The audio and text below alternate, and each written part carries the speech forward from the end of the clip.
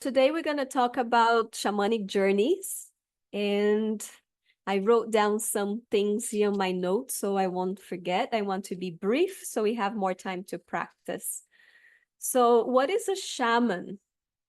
So the word shaman comes from Siberia. So the first shamans come from Siberia in that way of calling it, but there's other cultures you can call it different names, no? Curandero, curandera, mujer medicina, bruxa, however you call it in your society, there'll always be the shaman. So what is a shaman? Is a person who use an altered state of consciousness to travel dimensions, to travel worlds, and to heal others.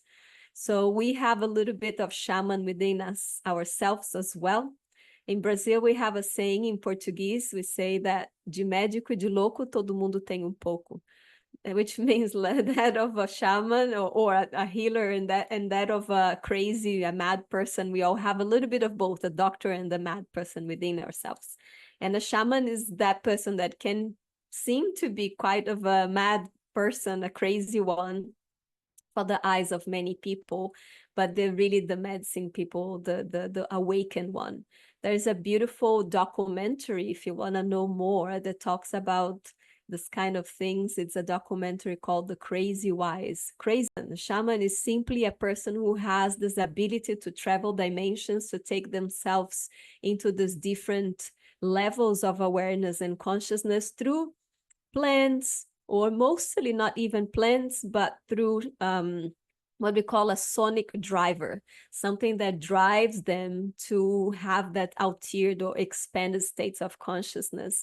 I prefer the word extraordinary or expanded states of consciousness than altered states of consciousness.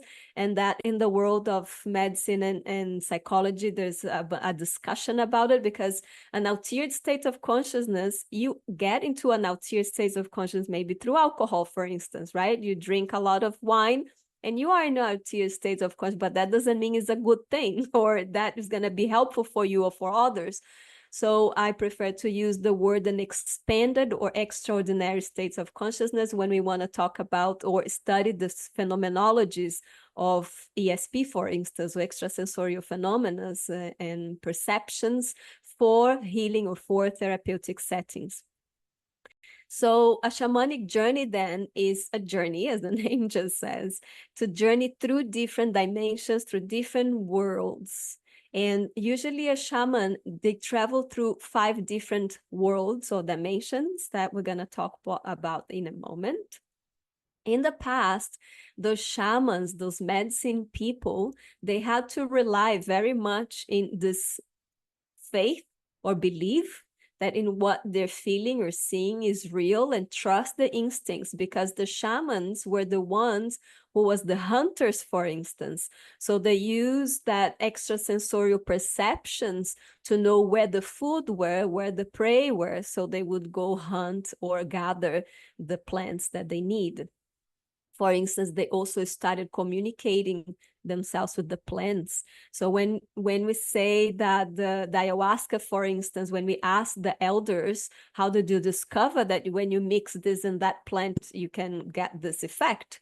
And usually they say the plants told me. So so that is the depth of this belief and this practice, is really to be able to, like we said the last week, to open ourselves to this extra sensorial perceptions, to really tap into the understanding and the message that the animals give to us, that the plants giving to us, and the people itself.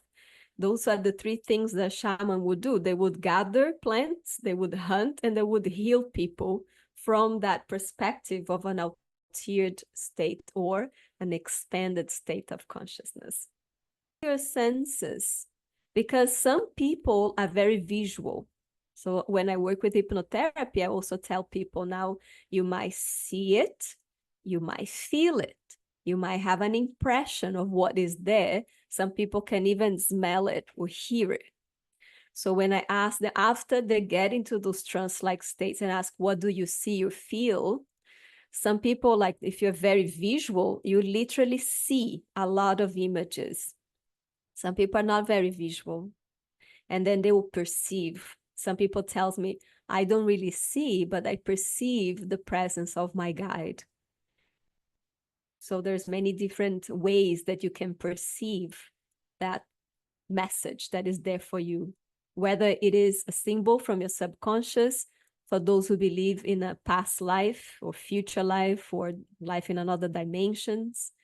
So you see, you feel, you perceive through all your senses, the different senses. What is there? What is that message for you to tap into? So when we do shamanic journeys, another important, but not necessarily, but another beautiful thing to do is to create a ritual. So what is that? One time, and I like to explain all these things with tangible examples of things that happened to me. One time when I was in India with my Indian teacher, Indian guru, and they do all those intricate pujas or ceremonies. There's feathers and bells and incense and food and water and fire and all kinds of things. And we ask her, and she's this elder lady, beautiful woman, like 75-year-old. She's doing this for all her life because, this is what they do when you kind of born in ashram. And when we ask her, but Guruji, what is all this? Why do you need all those tools? What all that means?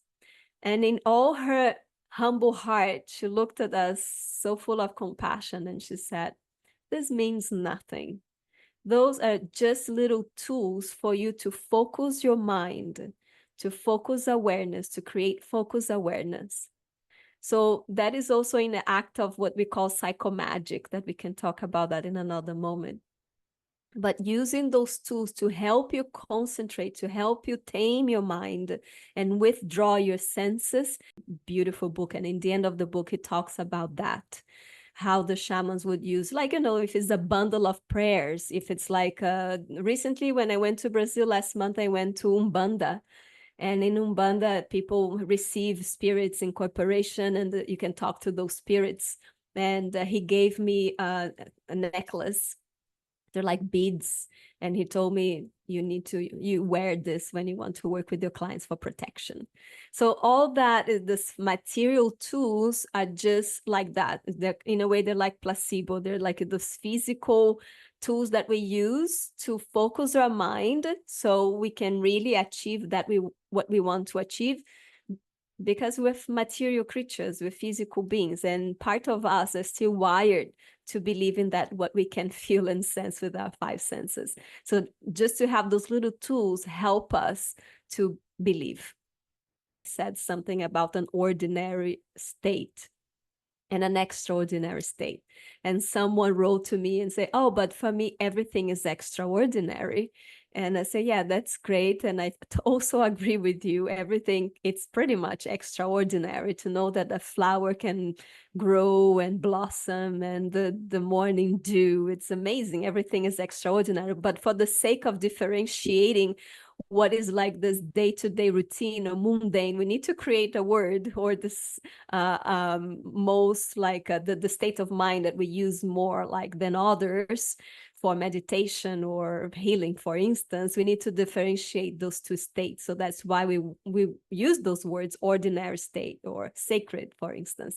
So what is sacred for you? What would you consider sacred? And you can create your little ritual with those things that are the sacred. But the word sacred, it's that which brings you closer to divine, to God, or to something that is, yeah, some people don't like the word God. However you want to call God, goddess, nature, universe, unified field, the one. But that's what sacred is. Sacred is those things, physical or invisible, that can bring us close to that feeling of godlike feeling in us selves, and if you want to guide somebody else into it. Another thing that a lot of the shamans or medicine people do to start a shamanic journey is what they called creating a ceremonial boundary. So in Wicca, we do a lot of that too. And I don't consider myself a Wicca, witch, or anything like that, or shaman for the matters.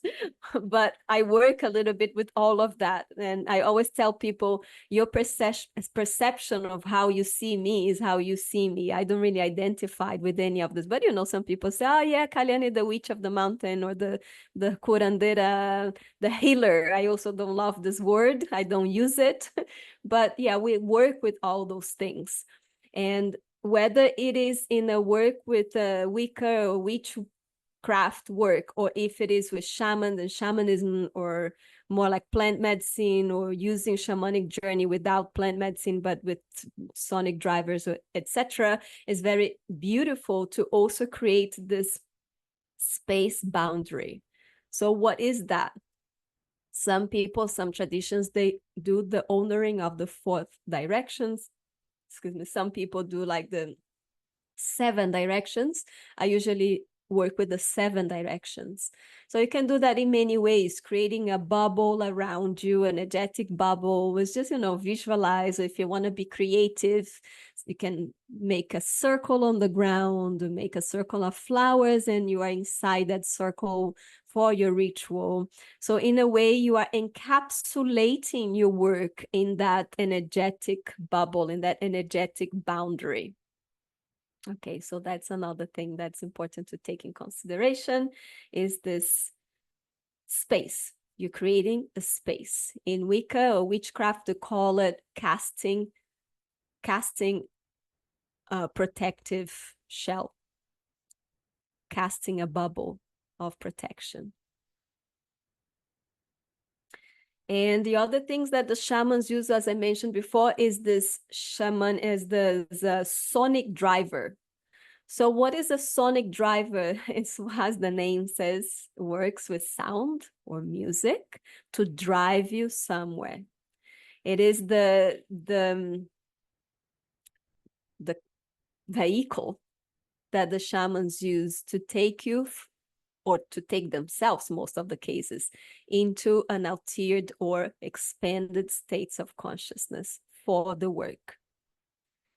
In the past, most of the shamans, they would take themselves into a trance state, and then in the spiritual realm, take themselves into those dimensions to heal others. The way I like to work, or in a lot of the modern ways of working with shamanism, we teach people to awaken the inner shaman in themselves. And that also, it's kind of nice, because we're responsible for our own healing in a way. It's not just like asking others to do the work for us, in a way. In other ways, sometimes not so easy to find a proper or legit shaman or healer or medicine woman, medicine man. And we all carry that power within, right? We all have all the answers inside. We all have the healing inside. And like I said before in the beginning of this class, de médico e de louco, todo mundo tem pouco. That of a shaman, that of a healer, that of a madman, a mad woman, we all have carried that inside of us. So why not you use it? So you can work with a drum, you can work with a rattle. Some of the ancient shamans or healers use the didgeridoo, etc.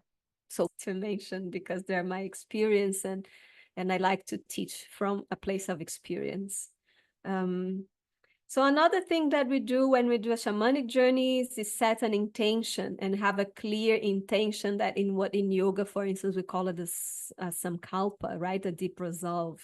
Or ask for clarity, like I did. I was such a novice that was my first shamanic journey experience. And I was like in the snake and things, feeling and seeing all that. But I wanted something, I wanted a message, and I haven't had set that intention at first in the beginning. So that is something that you can do before your shamanic journey, is to set an intention, to ask for clarity or resolution, or an answer for a question. And another thing that's important, or that happens in shamanic journeys, is a meeting with the spirit guide. So usually There is one spirit guide or several spirit guides that comes to us in those journeys. So we ask them to guide us. So we work with them.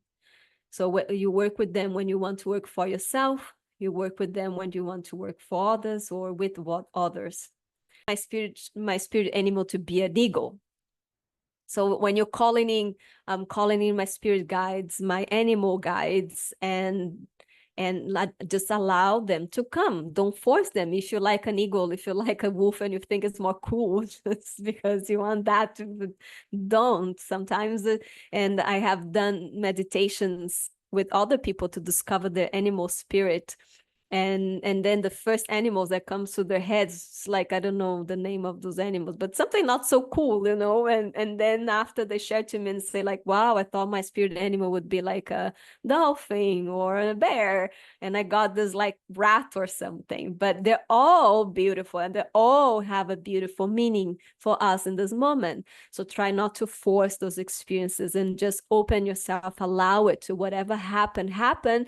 And that take to another side note, direct revelation.